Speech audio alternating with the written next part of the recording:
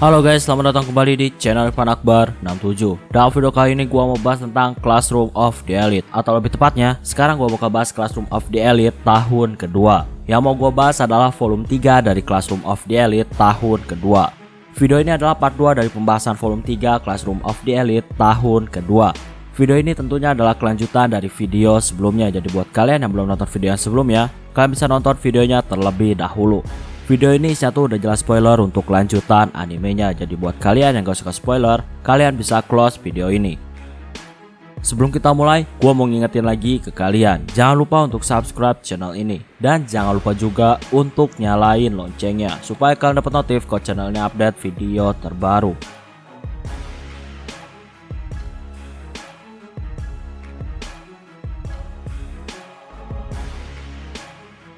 Ayano Koji, Ike, dan Shinohara mereka mengobrol. Mereka masih belum tahu pelaku yang menjatuhkan kelompok Shinohara. Mereka pun turun ke bawah lereng. Di sana Nanase cerita ada orang yang mengawasi mereka. Tapi Nanase nggak bisa mengejar orang itu. Orang itu terlalu cepat. Tapi walaupun gitu, Nanase ingat dengan bentuk rambutnya. Dia seperti orang yang dikenal oleh Nanase.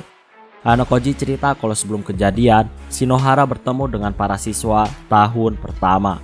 Nanase bilang kalau pelakunya sangat ahli, mustahil menyerang tanpa diketahui oleh orang lain, apalagi korbannya ada dua. Nanase nanya, kalau misal Ayano Koji jadi pelakunya, apakah Ayano Koji bisa menyerang tanpa ketahuan oleh dua orang? Tentunya Ayano Koji bilang kalau dia nggak bisa. Dalam hatinya, tentunya Ayano Koji bisa ngelakuin itu dalam perhitungan yang tepat. Nanase bilang kalau dia jelas bisa melakukan hal yang dilakuin oleh pelaku, tapi tentunya nggak semudah yang dia pikirkan. Gak lama datanglah anak-anak kelas 1 yang dibicarakan oleh Shinohara. Mereka nanya tentang apa yang telah terjadi. Salah satu siswa adalah Tsubaki. Mereka mengobrol. Gak lama datanglah Sakagami, Cabashira, dan tim medis. Para guru mempertanyakan apa yang telah terjadi. Para guru gak percaya dengan omongan Shinohara. Alasannya karena memang gak ada bukti bahwa kelompoknya didorong oleh seseorang. Shinohara terus menangis, tapi karena tanpa bukti, apapun omongannya sama aja dengan omong kosong. Ike kesal karena Shinohara dipojokkan. Para guru bilang kemungkinan besar Komiya dan Kinoshita akan keluar dari ujian kali ini. Jadi Shinohara harus melanjutkan ujian sendirian. Para guru bilang kalau mereka udah melihat GPS dan gak ada siswa yang mencurigakan. Jadi ketika kejadian, para guru udah tahu posisi-posisi para siswa. Jadi kalau ada siswa yang mendorong kelompok Shinohara, para guru pasti bisa melihat pelakunya melalui GPS. Makanya para guru mempertanyakan kesaksian Shinohara. Menyadari sesuatu, Ayano Koji pun berbisik kepada Cabashira. Ayano Koji mau Cabashira menyelidiki sesuatu secara diam-diam. Cabashira hanya mengangguk seolah mengerti maksud dari Ayano Koji.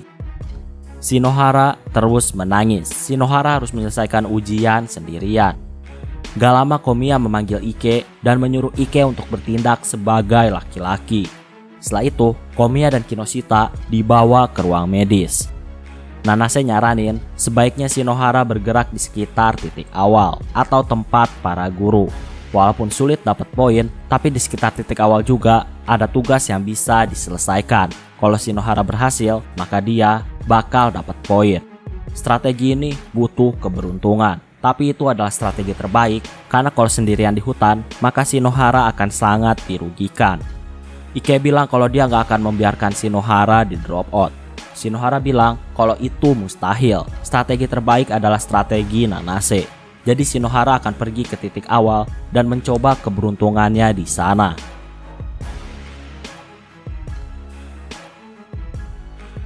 Shinohara mulai menjauh. Sudo memberikan dukungan kepada Ike.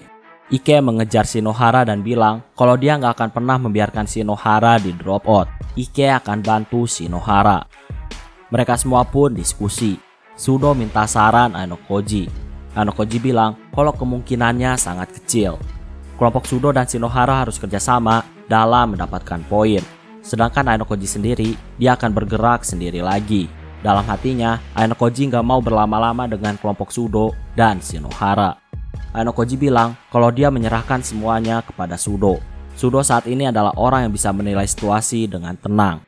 Setelah itu, mereka pun pulang ke tenda dan di sana Enokoji melihat urutan peringkat kelompok teratas dan terendah untuk sementara. Dari 10 peringkat terbawah, 7 kelompoknya berasal dari kelas 3, 2 kelompok dari kelas 1, dan 1 kelompok dari kelas 2. Dan ternyata kelompok kelas 2 terbawahnya adalah kelompok Miyake. Kelompok Miyake ada di urutan 9 paling bawah dengan 28 poin. Besoknya Enokoji melihat lagi daftar peringkat semua siswa. Dan ternyata kelompok Shinohara ada di urutan 8 terbawah. Kelompok Miyake udah nggak ada lagi di urutan 10 terbawah. Peringkat pertama teratas adalah kelompok Nagumo. Peringkat kedua kelompok Kiriyama. Ketika berjalan, Enokoji melihat Ryuen dan Katsuragi lagi memancing. Enokoji pun mendatangi mereka. Seperti biasa, Ryuen selalu menyindir-nyindir dan bilang kalau Enokoji udah bosan dengan Karuizawa. Makanya sekarang Enokoji dengan wanita lain. Obrolan pun berubah dan diketahui juga bahwa kelompok Ryuen masuk 10 peringkat teratas dengan 92 poin. Selain itu diketahui juga bahwa Koenji ada di peringkat 4, padahal dia solo player. Sampai saat ini, Koenji berhasil ngumpulin 126 poin. Mereka semua mengobrol. Enokoji juga ceritain tentang kelompok Shinohara. Ryuen yang tadinya selalu tersenyum, tiba-tiba raut wajahnya berubah ketika tahu teman sekelasnya diserang. Nanase pun disuruh pergi dulu karena Ryuen, Enokoji, dan Katsuragi mau bahas strategi. Strategi dan rencana pun dibentuk. Alasan Nanase nggak boleh dengar strateginya karena kemungkinan akan terjadi gesekan antara tahun pertama dan tahun kedua. Dengan kerjasama bareng Ryuen, kelompok Shinohara bisa diselamatkan. Tentunya karena akan terjadi gesekan antar tahun angkatan, mereka juga berencana untuk ngasih tahu situasinya kepada Ichinose dan Sakayanagi. Setelah itu, mereka berpisah. Enokoji dan Nanase pergi ke tempat tugas tarik tambang. Ternyata di sana mereka melihat Koenji yang berjalan dengan sangat cepat. Koenji nggak bawa barang apapun dan hanya bawa 1 botol air. Koenji pun membasuh tubuhnya dengan air. Enokoji pun berpikir lebih baik membiarkan Koenji menang di tugas kali ini. Kalau Koenji menang, maka Koenji bakal naik ke peringkat 2 teratas. Ternyata Koenji udah tahu apa yang ada di pikiran Enokoji. Koenji bilang tanpa mengalah pun Koenji yakin akan menang dari Enokoji. Koenji bilang kalau dia nggak mau mulai bertarung kalau Enokoji nggak serius.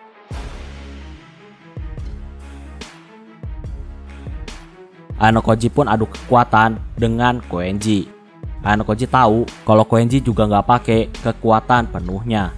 Karena sama-sama nggak serius, Enokoji pun melepas talinya dan membiarkan Koenji untuk menang. Dari tarik tambang, Enokoji tahu kalau fisik Koenji adalah yang paling gila di sekolah. Enokoji gak mau ngabisin kekuatan dengan bertarung melawan orang kuat seperti Koenji. Enokoji pun menuju titik awal yaitu D9. Walaupun saat ini Nanase udah mulai kelelahan, Enokoji kagum karena fisik Nanase masih bisa mengimbanginya. Mereka pun mengerjakan tugas berenang. Untuk laki-laki udah kehabisan kuota dan hanya Nanase lah yang ikut tugas itu. Oh ya, di sana juga ada Koenji yang udah sampai duluan dan dia ikut tugas berenang. Kalau Koenji menang dengan tugas renang, maka untuk sementara Koenji bakal ada di peringkat pertama di ujian kali ini. Ketika Nanase mengikuti tugas renang, Enokoji pun pergi menemui Sakayanagi yang selalu ada di D9. Kenapa Sakayanagi selalu ada di D9? Itu semua karena Sakayanagi punya kekurangan di fisiknya. Makanya dia cuma di D9 untuk ngasih komando kepada kelompoknya, yaitu Ichinose dan Shibata. Enokoji dan Sakayanagi mereka mengobrol. Sakayanagi ternyata tahu tentang keadaan di pulau, termasuk Enokoji yang kerjasama dengan Nanase. Enokoji bilang kalau dia butuh bantuan Sakayanagi. Ketika dijelasin rencananya, Sakayanagi bilang kalau nggak ada alasan bagi dia untuk ikut kerjasama. Tapi walaupun gitu, Sakayanagi juga berpikir kalau kondisinya bisa berubah dan dia memang harus ikut kerjasama. Enokoji juga bilang kemungkinan besar Nagumo juga bakal pakai strategi yang sama dengan rencana mereka. Setelah banyak ngobrol, Enokoji bilang kalau nanti dia bakal mengontak Sakayanagi. Setelah itu, dia pun pergi. Enokoji menuju arah Mashima. Sambil pura-pura mau beli barang dengan poin, mereka mengobrol tentang Tsukishiro. Saat ini, Tsukishiro terlihat belum memulai pergerakan. Tapi Mashima bilang, Tsukishiro menambahkan perahu penyelamatan yang tadinya cuma 1, dan sekarang perahunya jadi 2, dan itu terlihat sangat mencurigakan. Mashima ngasih tahu supaya Aenokoji berhati-hati. Kembali ke tugas renang, untuk cewek pemenang pertamanya adalah Onodera dari kelas Aenokoji.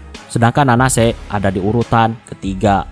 Sedangkan untuk cowok, Koenji berhasil meraih urutan pertama, dan itu kemenangan yang telak. Aenokoji lagi-lagi harus mengevaluasi kemampuan Koenji. Koenji untuk sementara saat ini ada di peringkat pertama dalam ujian kali ini. Aenokoji tahu bahwa sebentar lagi Nagumo akan bergerak dan Nagumo akan membentuk kelompok besar. Dengan begitu, Nagumo akan semakin banyak ngumpulin poinnya, dan itu mustahil bagi Koenji yang sendirian untuk mengejar Nagumo. Aenokoji paham bahwa ujian kali ini jumlah orang sangat berperan dalam menambah banyak poin. Aenokoji penasaran apakah Koenji bisa mempertahankan peringkat 1 jika rencana Nagumo udah dimulai. Aenokoji dan Nanase pun pergi ke tempat selanjutnya.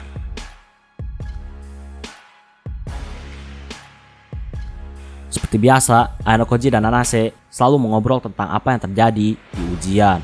Intinya ujian kali ini bisa dibilang ujian yang berat. Alasannya karena para siswa harus bertahan hidup selama 2 minggu. Selain itu para siswa juga setiap harinya harus berjalan sampai berkilo-kilo dan tentunya sangat melelahkan. Aenokoji juga di sini ceritain beberapa bagian dari strateginya dalam menjalankan ujian kali ini. Di sini Nanase bingung kenapa Aenokoji ngasih tahu strateginya. Dalam hatinya, Aenokoji udah tahu karakter Nanase. Aenokoji bilang kalau Nanase memang musuhnya. Tapi di sisi lain, Aenokoji ngerasa kalau Nanase bukanlah musuhnya. Makanya dia ngasih tahu beberapa strateginya kepada Nanase. Aenokoji juga bilang kalau dia yakin bahwa Nanase pasti udah tahu sebagian dari strategi yang dibuat oleh Aenokoji. Singkatnya, mereka sampai di B5. Ketika mau nyari tempat untuk camping, tiba-tiba ada Hamaguchi Tetsuya dari kelas C. Dia mengajak Aenokoji untuk mampir. Di sana juga ada Ando Sayo dan Minamikata Kozue. Kelompok Hamaguchi menyuruh Aenokoji untuk mendirikan tenda di dekat mereka. Ternyata kelompok mereka punya banyak makanan. Mereka adalah kelompok yang punya kartu Head Start dan mereka dapat poin 1,5 kali lebih banyak dari siswa lainnya. Makanya kelompok mereka sangat mewah, dipenuhi makanan dan ada juga pemanggang barbeque. Aenokoji tahu mereka mengikuti perintah dari Ichinose.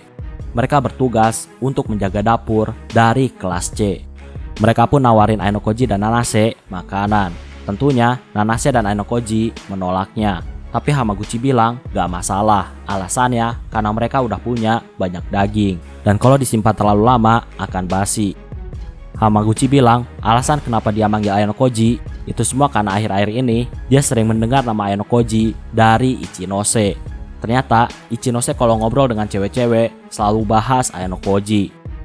Aenokoji bilang kalau dia gak akan memacari Ichinose. Tentunya mereka semua kaget karena Ichinose adalah orang populer dan cantik. Mereka pun mengobrol dan diketahui juga ternyata para siswa menyadari bahwa Aenokoji yang sekarang udah berubah dibandingkan Aenokoji tahun lalu.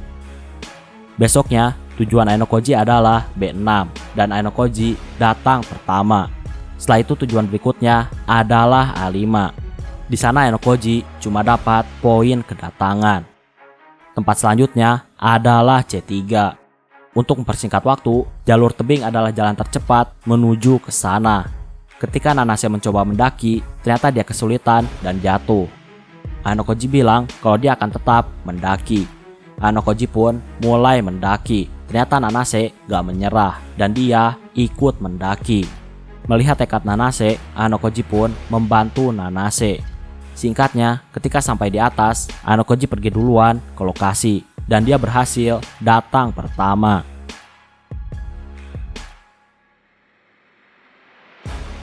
Jam 9 malam, tepatnya di tempat F9, terjadi pertemuan antara siswa penting dari kelas 1. Ternyata di sana Hosen belum datang. Yang memimpin adalah Tsubaki. Di sini, Yagami curiga kalau Tsubaki lah adalah otak dari kelas C, sedangkan Utomiya hanyalah pemimpin yang terlihat dari luar. Yagami tahu kalau Tsubaki lagi merencanakan sesuatu, makanya perwakilan setiap kelas dipanggil untuk diskusi. Yagami juga curiga bahwa semua orang diam-diam mengincar Ayanokoji. Tsubaki juga bilang kalau dia tahu bahwa Yagami juga mengincar Ayanokoji. Di sini Tsubaki mengancam Yagami. Kalau Yagami nggak mau kerjasama, maka senjata andalannya yaitu Kushida bakal diincar. Yagami terlihat kesal, tapi tiba-tiba Utomiya menangkap Yagami dari belakang. Yagami diancam. Tsubaki mau kalau Yagami ceritain tentang Kushida. Mereka curiga ada sesuatu tentang Kushida. Awalnya Yagami gak mau cerita, tapi karena dipaksa, dia pun ceritain masa lalu dari Kushida. Dan Yagami juga cerita kalau Ayanokoji tahu masa lalu dari Kushida. Di hari ke-7, total skor yang dikumpulin Ayanokoji adalah 67. Di ujian kali ini untuk sementara, Ayanokoji ada di peringkat 51. Saat ini peringkat satunya ada Nagumo, dan peringkat 2 ada Koenji. Untuk kelompok elit yang diisi Yagami, Takahashi, dan Utomiya, mereka ada di peringkat 7. Sedangkan Ryuen ada di peringkat 9. Oh ya, Nagumo juga udah mulai membentuk kelompok besar, totalnya 6 orang. Ayanokoji dan Nanase pergi ke lokasi berikutnya. Di perjalanan, Ayanokoji melihat kalau Nanase seperti orang linglung dan lagi mikirin sesuatu. Singkatnya, Ayanokoji berhasil sampai pertama, dan lokasi selanjutnya adalah E2. Jalan tercepat adalah lewat gunung, tapi Ayanokoji nyaranin untuk ambil jalan memutar. Alasannya karena ditakutkan cuacanya memburuk dan itu malah merugikan. Nanase bilang kalau dia bakal tetap lewat gunung. Ayanokoji pun ikut Nanase. Alasannya karena gak mau biarin cewek lewat gunung sendirian. Cuaca semakin memburuk dan perjalanan semakin sulit. Ayanokoji melihat Nanase kesulitan dalam bernapas. Ayanokoji pun membawa tas milik Nanase. Nanase gak mau ngerepotin, tapi Ayanokoji tetap memaksa supaya Nanase bisa jalan lebih cepat. Mereka lanjut jalan, tapi cuaca benar-benar semakin buruk. Karena hal itulah, Nanase mutusin untuk bawa tasnya lagi. Setelah itu, Nanase bilang kalau dia sengaja mengajak Ayanokoji lewat jalur gunung. Tujuannya supaya mereka sampai di lokasi yang sekarang. Di lokasi ini gak ada satupun siswa. Nanase udah mengamati setiap kegiatan dan keseharian Ayanokoji selama beberapa hari. Nanase kagum sama kemampuan Ayanokoji. Nanase bilang kalau Ayanokoji nggak layak di sekolah. Alasannya karena Ayanokoji berasal dari wet room. Nanase bilang kalau dia dapat perintah dari Tsukishiro untuk mendrop out Ayanokoji. Nanase bilang kalau dia akan melukai Ayanokoji dan membuat Ayanokoji nggak bisa ikut ujian dan akhirnya akan di drop out.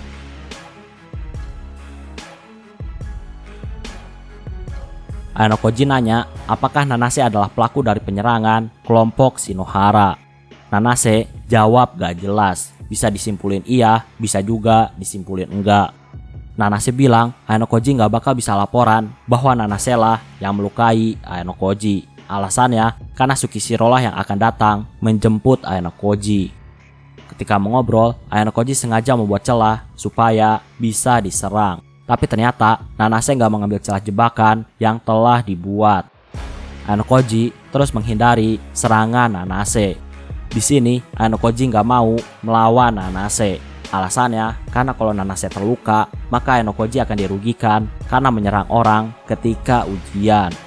Selain itu, Ayanokoji juga ngerasa ada kehadiran orang lain yang sedang menyaksikan mereka bertarung. Ayanokoji pun menghindar dan sambil mengarahkan tinju kepada Nanase. Tapi serangannya terhenti di depan mata Nanase. Ayanokoji bilang kalau kekuatan Nanase harusnya lebih dari yang sekarang. Ayanokoji nggak tahu kenapa Nanase jadi melemah. Mereka masih terus bertarung, tapi Ayanokoji hanya menghindar. Walaupun menyerang, serangan Ayanokoji selalu berhenti di depan mata Nanase. Nanase pun menyerang lagi dan mau melempar Ayanokoji, tapi Ayanokoji nggak bergerak sedikit pun, dan itu membuat Nanase jadi sangat kesal. Ainokoji pun membalas menyerang pakai uppercut. Tapi lagi-lagi Ainokoji berhenti sebelum mengenai Nanase. Nanase akhirnya tahu kalau dia bukanlah tandingan bagi Ainokoji. Kekuatan Ainokoji benar-benar seperti yang telah dirumorkan. Nanase pun menendang tanah dan menyerang lagi. Kali ini kekuatan Nanase meningkat 2 kali lipat. Ainokoji terkejut dengan perubahan dari Nanase. Ainokoji bertanya siapa yang ada di tubuh Nanase sekarang. Kepribadian Nanase berubah drastis dan kekuatannya jadi meningkat. Kekuatan Nanase sangat berbahaya dan bisa membuat laki-laki pingsan jika terkena serangan Nanase. Ainokoji masih terus menghindar, tapi Ainokoji tahu kalau dia nggak bisa selamanya terus menghindar. Cepat atau lambat, serangan Nanase akan mengenai dirinya. Ketika bertarung, Nanase selalu bergumam bahwa dia telah kembali dan akan mengalahkan Ainokoji. Ainokoji nggak ngerti dengan maksud kata kembali. Walaupun nafasnya berat, Nanase masih tetap menyerang Ainokoji. Serangan Nanase kali ini hampir mengenai Ainokoji. Ainokoji mengira jika Nanase punya kepribadian ganda. Ainokoji nanya apakah yang ada di hadapannya Nanase atau bukan. Nanase menjawab kalau saat ini dia adalah Matsuo Eiichiro. Dia bilang kalau dia adalah putra dari orang yang telah dibunuh oleh ayah Ainokoji. Saat ini Matsuo meminjam tubuh Nanase untuk balas dendam. Ainokoji jelas gak bisa terima dengan hal yang gak sesuai logikanya. Matsuo kagum karena Ainokoji berhasil menghindari semua serangannya. Ainokoji bilang kalau sebaiknya Nanase berhenti menjadi orang lain. Nanase menciptakan kepribadian Matsuo supaya dia bisa berubah jadi orang lain. Nanase adalah orang yang anti kekerasan, makanya dia menciptakan kepribadian yang lain.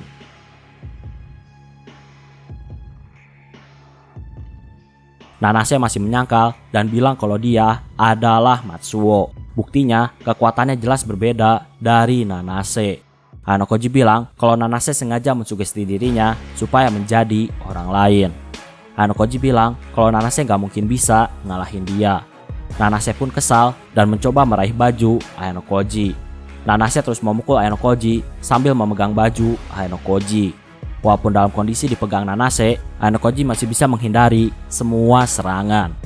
Nanase terlihat sangat kesal. Dan Ainokoji pun memegang tangan Nanase. Ainokoji bilang mustahil bagi Nanase memukul dirinya. Ainokoji di sini sengaja ngomong gitu supaya mental Nanase jadi lemah. Sebenarnya kalau Ainokoji terus-terusan dipukul sama serangan kuat, pasti nantinya bakal ada pukulan yang kena. Makanya Ainokoji ngegertak supaya mental lawan jadi turun. Ainokoji bilang kalau Nanase emang mau mendrop out Ainokoji, Nanase bisa berpura-pura jadi korban dan ngasih laporan bahwa dia diserang oleh Ainokoji.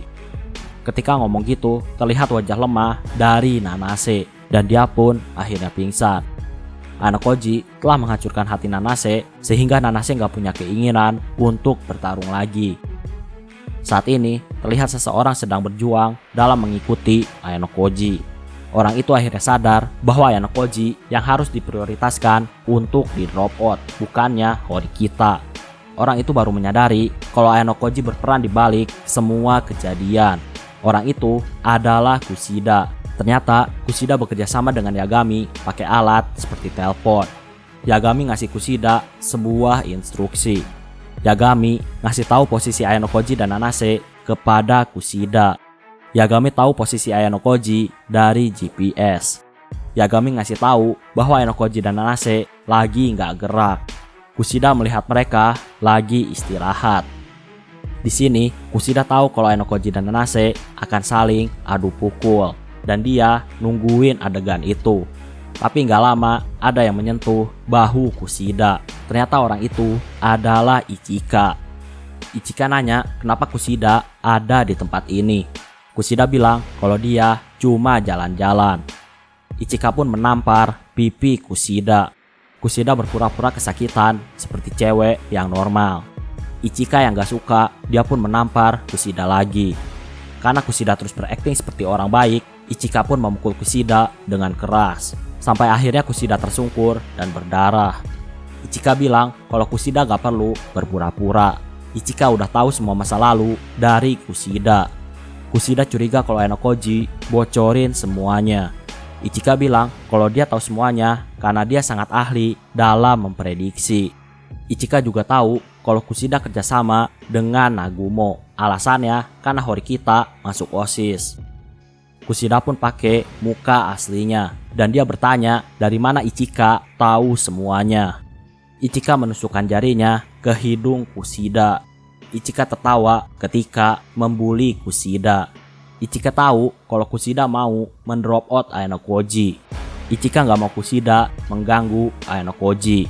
Ichika juga bilang kalau dia udah memprediksi bahwa Ayanokoji akan mengalahkan Nanase tanpa kekerasan.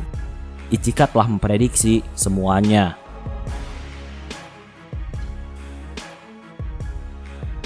Ichika bilang kalau Kushida orangnya sangat mudah digunakan oleh orang lain. Ichika bilang kalau Kushida itu sangat amatiran. Ayanokoji udah pasti tahu kalau dia diikuti oleh Kushida. Ichika bilang kalau Ayanokoji adalah orang yang spesial untuknya. Bahkan perasaannya melebihi kata cinta. Makanya dia nggak mau Kushida untuk ikut campur. Ichika nyuruh Kushida untuk pulang ke kelompoknya. Kushida jelas menolak karena dia mau drop out Ayanokoji. Kushida pun melempar tanah kepada Ichika. Ichika pun menjambak rambut Kushida. Kushida ketakutan dan dia gemetaran. Kushida tahu kalau Ichika bukanlah orang yang normal. Ichika hanya tersenyum dan bilang kalau Kushida adalah tipe orang yang ingin populer, aktif, dan lain-lain. Kushida juga sangat ingin mengendalikan rahasia dari orang lain. Dan Kushida sangat benci kalau ada orang yang tahu rahasianya. Kushida kesal karena Ichika sangat tahu tentang dirinya. Ichika juga tahu kalau Kushida udah nyiapin poin pribadi. Makanya dia berani ninggalin kelompoknya hanya demi mengejar Ayanokoji. Kushida bilang kalau dia nggak akan menyerah dan dia nggak akan kalah. Ichika salut sama kebencian yang dimiliki oleh Kushida.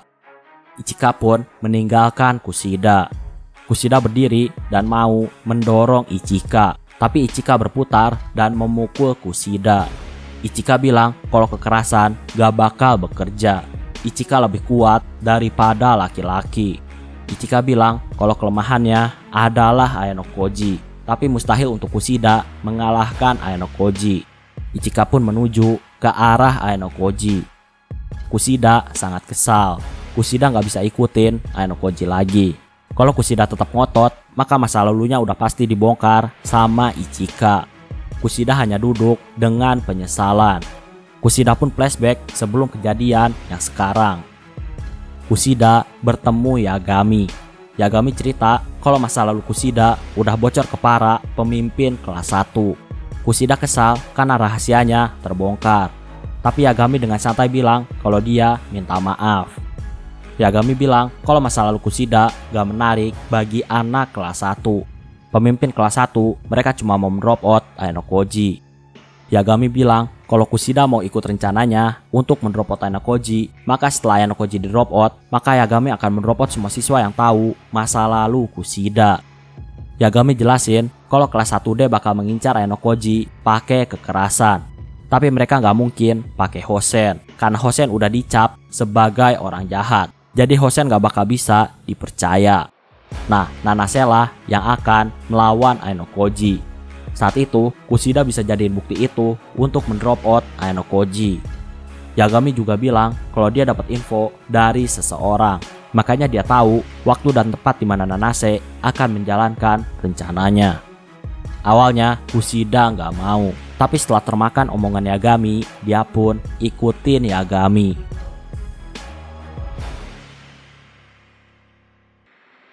Di sisi lain, ternyata diketahui bahwa jam Ichinose telah rusak. Ichinose harus mengganti jamnya di tempat titik awal, karena kalau enggak, dia nggak bakal bisa dapat poin. Ichinose dan Shibata pun buru-buru pergi ke tempat titik awal. Di tengah perjalanan, Ichinose nyuruh Shibata untuk lanjutin ujian. Ichinose mau pergi sendiri ke titik awal. Shibata pun meninggalkan Ichinose, dan ternyata Ichinose malah tersesat. Tapi nggak lama, Ichinose melihat Tsukishiro dan wali kelas 1D yaitu Shiba. Tadinya, Ichinose mau nanya ke mereka tentang jalan. Tapi, karena masih di tengah ujian, Ichinose nggak yakin kalau pertanyaannya akan dijawab. Ichinose pun mutusin untuk mengikuti mereka berdua. Ichinose mendengar percakapan mereka bahwa Shiba sulit untuk bergerak karena Mashima dan Chabashira. Shiba curiga kalau Chabashira dan Mashima punya hubungan dengan Ayanokoji. Tsukishiro bilang kalau Shiba harus melakukan sesuatu. Masa lalu Shiba udah dipalsukan, jadi Shiba gak perlu khawatir. Di sini Ichinose juga dengar percakapan tentang White Room. Tapi sayangnya karena ada angin kencang, maka pembicaraan White Room dan rencana mereka kurang jelas untuk didengar. Gak lama mereka menyadari kehadiran seseorang. Ichinose pun berpikir apa yang harus dia lakuin. Ichinose pun mencoba berlari sejauh mungkin sampai akhirnya dia terjatuh. Shiba pun mendatangi Ichinose dan bertanya kenapa Ichinose ada di tempat ini. Ichinose bilang kalau jamnya telah rusak. Tsukishiro juga datang dan bertanya apakah Ichinose mendengar semua pembicaraan. Ichinose berbohong, tentunya Tsukishiro nggak percaya. Tsukishiro di sini tegasin kalau dia bisa mengeluarkan siswa dengan mudah. Ichinose semakin terancam, tapi nggak lama Tsukishiro membiarkan Ichinose untuk pergi dan ngasih tahu Ichinose lokasi titik awal. Shiba heran dengan tindakan dari Tsukishiro. Tsukishiro bilang kalau Ichinose nggak bakal berani bocorin tentang pembicaraan. Ichinose tahu kalau dia bocorin itu, maka teman sekelasnya akan terlibat dan di drop out secara paksa. Tsukishiro juga bilang kalau dia yakin 99% Nanase akan gagal dalam rencananya.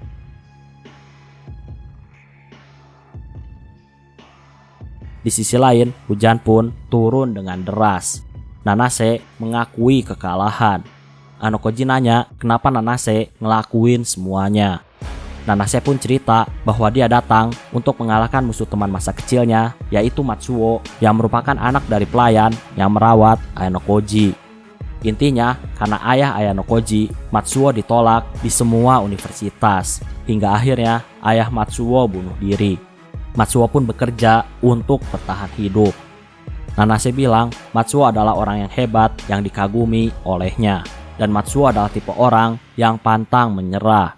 Tapi sayangnya ketika tanggal 14 Februari Matsuo bunuh diri. Nanase sebenarnya gak tahu kenapa kehidupan Matsuo jadi menderita. Sampai akhirnya Tsukishiro menemui Nanase. Dan dia mengatakan bahwa semuanya terjadi karena Ayanokoji keluar dari White Room. Kalau Nanase bisa mendrop out Ayanokoji, Tsukishiro akan mempertemukan Nanase dengan ayah Ayanokoji. Nanase mau kalau ayah Ayanokoji menundukkan kepalanya di makam Matsuo. Ayanokoji nanya tentang siswa dari White Room. Ternyata Nanase nggak tahu apa-apa tentang White Room. Mendengar itu, Ayanokoji tahu bahwa ayahnya sangat kejam dan dingin. Tapi Ayanokoji juga memiliki sifat tersebut. Demi melindungi diri sendiri, Ayanokoji nggak peduli dengan nasib orang lain. Perbedaan Ayanokoji dan ayahnya nggak akan mau merangkul orang lain. Sedangkan Ayanokoji akan merangkul siapapun. Ayanokoji pun mau kalau Nanase bekerja sama dengan dia. Nanase nggak perlu keluar sekolah. Kalau Nanase keluar sekolah, hal itu bertentangan dengan keinginan ayah dari Matsuo yang ingin Ayanokoji tetap sekolah di SMA. Nanase pun meraih tangan Ayanokoji dan dia berjanji mau bantu Ayanokoji. Di akhir cerita, terlihat juga ada orang misterius yang lagi megang kayu sedang mendekati Ayanokoji.